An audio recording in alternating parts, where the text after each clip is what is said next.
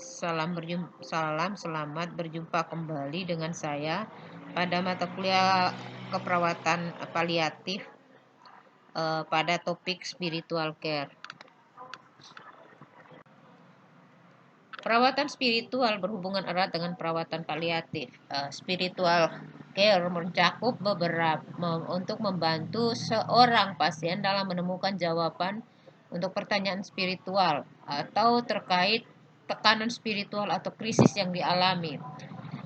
Pemenuhan kebutuhan dasar spiritual pasien dan mempromosikan kenyamanan spiritual dan kesejahteraan pasien. Banyak organisasi perawat kesehatan secara global telah mempromosikan spiritual care, dan penelitian keperawatan berfokus pada spiritual care sejak tahun 1983. Nah, penelitian telah mengungkapkan bahwa perawat adalah anggota tim perawatan kesehatan yang merupakan pendukung, mengakui kebutuhan spiritual pasien, memberikan perawatan spiritual dan melayani pasien dalam perawatan yang sekarat.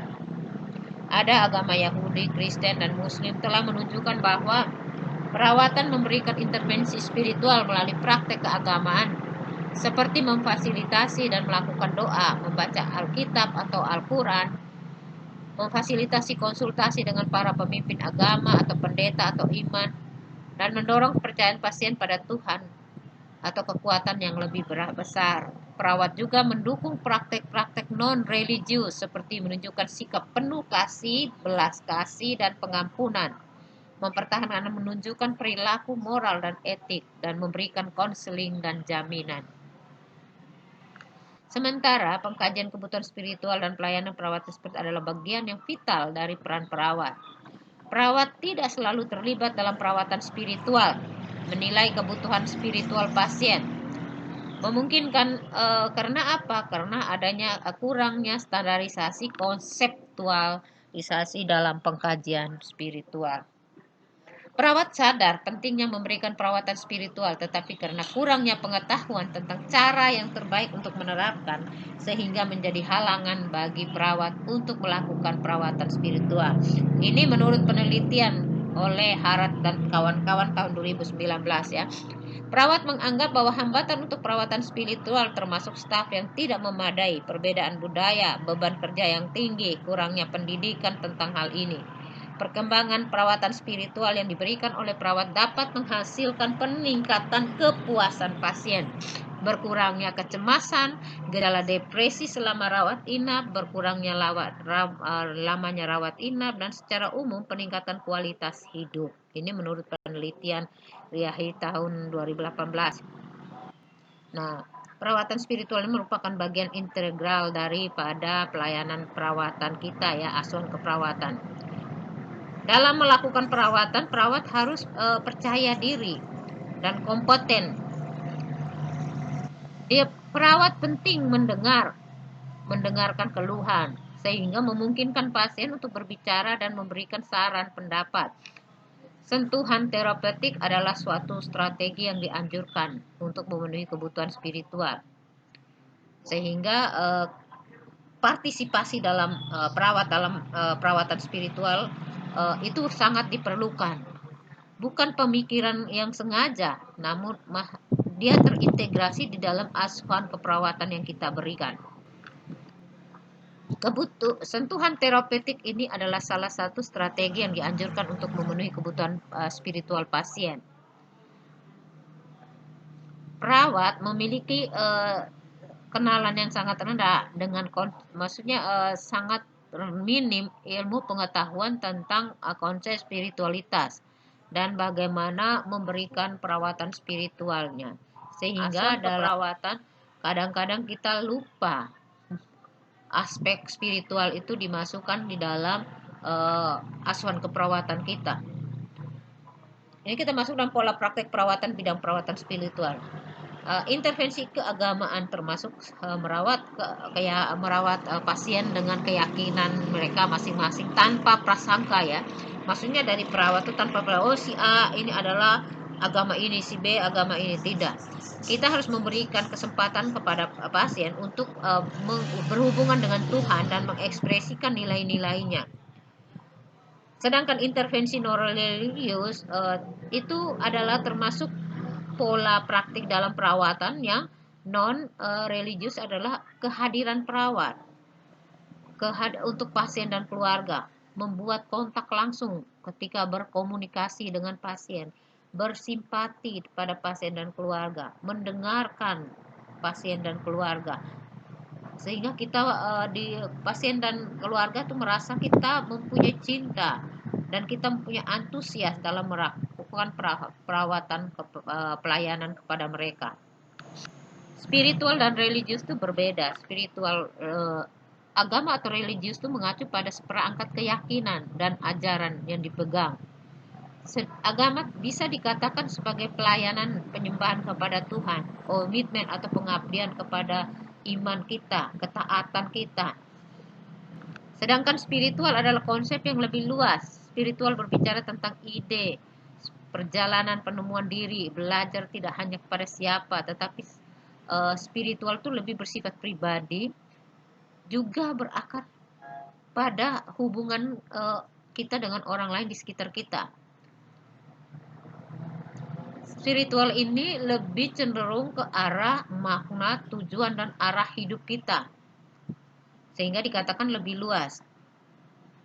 Spiritual ini menunjukkan bagaimana kita membantu memberikan makna dan tujuan bagi kehidupan seseorang. Nah, ini beberapa penelitian tentang perbedaan dari level spiritual dan religius. Jadi pada model adalah pakai open-ended question dan konsep spiritual assessment itu banyak hal ya, menggunakan screening dan lain-lain. Nah, assessment spiritual itu ada 3 model, ada model hope, ada Vika, ada spirit. Ini perkembangan dari spiritual model terbaru dalam spiritual care. Nah, spiritual care ini sebenarnya dikembangkan dari latar belakang orang Yahudi, Kristen. Tujuan dari model ini untuk membimbing penyedia layanan kesehatan untuk menerapkan teori dan konsep spiritual dalam perawatan pasien untuk mengintegrasikan konsep spiritual ke dalam praktik mereka. Ada 3 model tadi, ada model biopsikospiritual, ada model implementasi perawatan rawat inap spiritual, dan Buddhist spiritual care.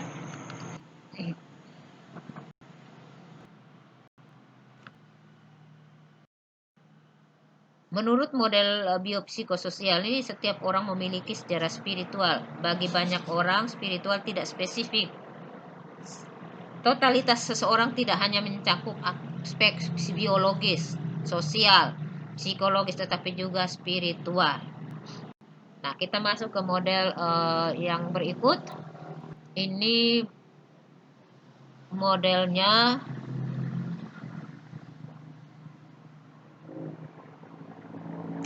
clinical dan spiritual care provider. Ini kalau pasien masuk, membuat kita melakukan jangan lupa pada perawat dan keperawat kita, pasien dan keluarga itu merupakan center fokus kita untuk kita memberikan perawatan pada fokusnya bukan hanya pasien pada paliatif ya, tetapi juga pada keluarga. Berdasarkan model ini, model adalah model perawatan spiritual dan rawat inap dikembangkan untuk mengimplementasikan intervensi spiritual di akhir kehidupan pada pasien rawat inap. Model implementasi ini menunjukkan bahwa penyedia layanan kesehatan seperti perawat, dokter, pendeta, dan pekerja sosial harus mengambil screening spiritual yang tepat dan mengambil sejarah dari setiap pasien sebelum masuk untuk kita melakukan perawatan atau terapi secara klinis maupun keperawatan kita ya. Berdasarkan informasi dari sejarah spiritual, penyedia layanan kesehatan dapat mengidentifikasi keberadaan kebutuhan spiritual seperti tekanan spiritual atau kebutuhan kekuatan eksternal lainnya. Berdasarkan penilaian, penyedia layanan kesehatan kemudian dapat membuat rujukan sesuai ke seorang penasihat spiritual atau penyedia layanan kesehatan spiritual lainnya. Biasa kalau di rumah sakit itu seperti WZ Johannes itu ada pastoral care-nya. Jadi kalau dirawat inap, jika kita perawat menemukan ada kebutuhan spiritual pada di pasien maupun keluarga, maka kita merujuk kepada pastoral care yang ada di situ. Misalnya ada pendeta, pendeta pendeta atau alim ulama yang bertugas di situ. Dia akan apakah ini pasien dengan agama Katolik, dia akan menghubungi pastor, sedangkan kayak Muslim dia akan menghubungi ustadz atau ustazah dan lain-lain. Model ini didasarkan pada model perawatan general spesialis, di mana pendeta yang bersertifikat dewan dianggap sebagai spesialis dalam spiritual care yang terlatih dan berfungsi sebagai sumber daya untuk mengidentifikasi keterbatasan dari spiritual care untuk perawatan yang rawat inap. Di sini dia perawatan adalah model yang perawatan holistik. Namun implementasi model ini sangat terbatas. Model perawatan BPS telah digunakan sebagai kerangka kerja konseptual untuk sejumlah studi penelitian, tetapi ada informasi terbatas tentang penerapannya pada klinik. Model ini tidak membahas siapa yang harus melakukan tanggung jawab untuk spiritual care atau bagaimana spiritual care harus diberikan oleh penyedia layanan kesehatan. Nah, limitasi untuk yang spiritual care untuk yang rawat inap, model implementasi berfokus pada untuk menyatukan keahlian dan pengalaman dari tim di rumah sakit. Fokus pada pengiriman untuk spiritual care-nya ya. Model implementasi ini sangat berfokus pada pendelegasian perencanaan dalam spiritual care. Lebih ke spesialisasi ya. Ada batasan implementasinya. Yang pertama, model ini tidak memiliki aplikasi dalam pengaturan yang berbeda. Misalnya perawatan di rumah, perawatan komunitas. Dan sulit untuk diterapkan dalam budaya non-Kristen di Asia, Afrika, dan komunitas aslinya. Kedua, model ini kompleks dan sulit untuk dipraktekkan karena persyaratan berbagai tingkat keahlian dalam tim spiritual care. Karena tadi harus bersertifikat ya. Model ini tidak menggunakan pengalaman dan keahlian perawat yang kaya untuk melahirkan spiritual care. Sebagai gantinya, perawat hanya terlibat dalam penyaringan spiritual care. Maksudnya dia hanya screening pasien-pasien mana. Selanjutnya dia akan merujuk pada spesialisasi, misalnya pendeta dan lain-lain. Makanya tadi adalah salah satu kelemahan, karena kalau non Kristen berarti susah. Spesialisasi spiritual care model ini itu adalah pendeta. Beberapa profesi dalam model ini seperti pekerja sosial itu tidak bisa dia melakukan spiritual care. Model implementasi dari ini memberikan hasil apapun sehubungan dengan apa yang kita rencanakan dalam keperawatan. Selanjutnya, model implementasi spiritual care dikembangkan untuk mengimplementasikan intervensi spiritual di akhir kehidupan pada pasien yang rawat inap. Dia menunjukkan bahwa perawat, dokter, pendeta, pekerja sosial harus mengambil screening spiritual yang tepat. Model ini didasarkan pada model perawatan generalis spesialis, di mana pendeta yang bersertifikasi dianggap sebagai spesialis spiritual. Selanjutnya model yang ketiga, model Buddha. Berdasarkan kesenjangan yang diidentifikasi dari dua model sebelumnya, mereka pada peneliti mengusulkan model-model baru, yaitu model spiritual Buddha yang baru dibangun di atas kekuatan model spiritual care ya. Ada 4 langkah proses keperawatan sebagai prinsip panduan untuk penyedia layanan, yaitu butuh penilaian atau asesmennya, perencanaan tindakannya, kegiatan yang berkaitan dengan rencana, dan selanjutnya efektivitas kegiatan tersebut. Ini model daripada Buddha. Memang semua 3 model tadi berfokus pada family dan pasien ya. Buddha ini dapat model Buddha dapat digunakan untuk memandu penyedia layanan kesehatan untuk mengimplementasikan spiritual care dalam berbagai tradisi budayanya. Penyedia perawatan kesehatan termasuk perawat, dokter, staf pendukung keperawatan ataupun mahasiswa kedokteran, keperawatan dan terapi fisik yang lainnya.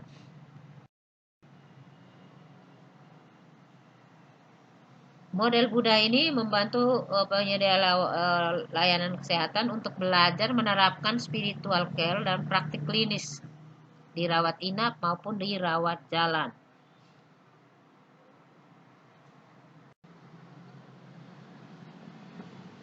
Ada dalam spiritual care prosesnya ada 5 tahap ya. Yang pertama kita harus mengkaji riwayat spiritual mereka. Kita melihat latar belakang orang tersebut, sejarah, bagaimana pandangan mereka tentang rohaninya, agama, kepercayaan, budaya, dari pasien maupun keluarga. Lalu, fokus pengkajian spiritualnya, kita menilai kebutuhan spiritual seseorang, tingkat kesulitan spiritualnya saat ini, keterlibatan dengan kepercayaan spiritual atau agamanya, bagaimana dia mengakses sumber daya spiritual dan dukungannya. Lalu kita merencanakan perawatan spiritual. Perencanaan tindakan untuk setiap orang itu kita harus identifikasi kebutuhan dulu. Lalu kita tentukan tujuan. Lalu kita tentukan rencana kegiatan apa yang harus kita lakukan. Selanjutnya kita implementasi kegiatan terkait dengan rencana yang sudah kita tetapkan. Apakah kita membimbing orang itu dalam pengalaman spiritualnya, ataukah kita mempelajari paradigma baru? Misalnya, perawat ini membantu membimbing untuk menggunakan pengalaman spiritualnya, seperti mendengarkan khotbah atau meditasi sebagai persiapan untuk menghadapi kematian agar dia mengalami kematian dengan damai. Lalu evaluasi. Kita mengevaluasi terkait pengalaman mereka fisik maupun psikologi terhadap apa yang mereka rasakan. Depresinya, kecemasannya, kualitas tidurnya, kualitas hidupnya, dan hasil terkait manajemen seperti strategi coping, proses adaptasi, dan dukungan sosial. Selanjutnya, dalam model ini kita sebagai seorang tenaga kesehatan menyediakan layanan pada orang-orang yang mengalami akhir kehidupannya dan anggota keluarga atau keluarganya. Kita pertimbangkan juga etiknya. Bagaimana kita menyadarkan kondisi atau kesadaran spiritual mereka, bagaimana kepercayaan yang mereka akan lalui pada saat sekarang maupun waktu kematian atau saat mereka proses mungkin keinginan dari pasien sendiri. Saat ini mungkin dia menginginkan bahwa dia akan dibaptis, ataukah dia menginginkan akan misalnya Katolik minyak suci. Selanjutnya dia akan merencanakan bagaimana acara waktu kalau seandainya dia meninggal, dia dikuburkan di mana, dia menggunakan atau pendeta siapa yang akan dia didatangkan, upacaranya bagaimana. Nah, itu perlu kita kaji sebelumnya. Memang untuk kita Indonesia hal-hal ini adalah hal yang sangat tabu. Tetapi kita harus berusaha. Bagaimana ini merupakan tantangan perawat ya, bagaimana kita menjalankan asuhan keperawatan kita untuk memenuhi kebutuhan spiritual pasien dan keluarga, dan membawa pasien dalam dari misalnya sekarang dalam kondisi sekarat sampai dia menerima bahwa kematian itu normal untuk semua orang dan dia mengalami kematian itu dengan damai. Selama proses perencanaan implementasi, anggota keluarga, teman, dan kita semua, kita menyediakan atau penyedia spiritual komunitas seperti biara, biarawatin, relawan, dan lain-lain terlibat dalam perencanaan semuanya. Nah, tetapi ada keterbatasan. Karena ini belum diuji model yang ini. Model ini mungkin diyakini bahwa akan disesuaikan dengan budaya praktek di semua kita tempat ya.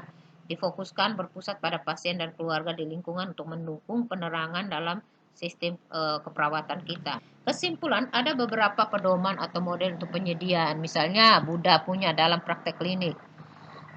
Penyedia layanan kesehatan membutuhkan lebih banyak informasi panduan tentang bagaimana memberikan spiritual care yang lebih. Lalu Buddha pun dibangun di atas spiritual Buddha, model yang Buddha punya ini dibangun di atas kekuatan model spiritual yang ada sebelumnya, menggunakan 4 langkah proses keperawatan untuk membuat implementasi. Proses model Buddha punya ini membimbing perawat, dokter, dan staf keperawatan, mahasiswa maupun terapis lainnya menyediakan spiritual care bagi orang-orang atau pasien kita yang di akhir kehidupan, bukan hanya pasien dan keluarga ya. Selain itu, dapat memfasilitasi koneksi, hubungan, atau kolaborasi antara orang-orang di akhir kehidupannya. Dari semua pembahasan ini, kita menyimpulkan bahwa kebutuhan spiritual itu merupakan kebutuhan dasar yang dibutuhkan oleh setiap orang, individu selama sakit maupun pada akhir masa kehidupan sampai menjelang ajal, sampai pun proses duka cita ya seharusnya. Jadi pemberian asuhan keperawatan yang kita berikan itu secara holistik. Kesehatan spiritual ini berkaitan erat dengan dimensi lain dan dapat dicapai jika terjadi kesinambungan antara fisiologis, psikologis, sosial maupun budaya. Bagaimana peran perawat dalam memberikan ini? Perawat itu sebagai mampu bisa mendorong pemberi asuhan keperawatan. Bisa sebagai caregiver, bisa sebagai konselor, bisa sebagai advokat. Banyak ya peran yang bisa dia lakukan.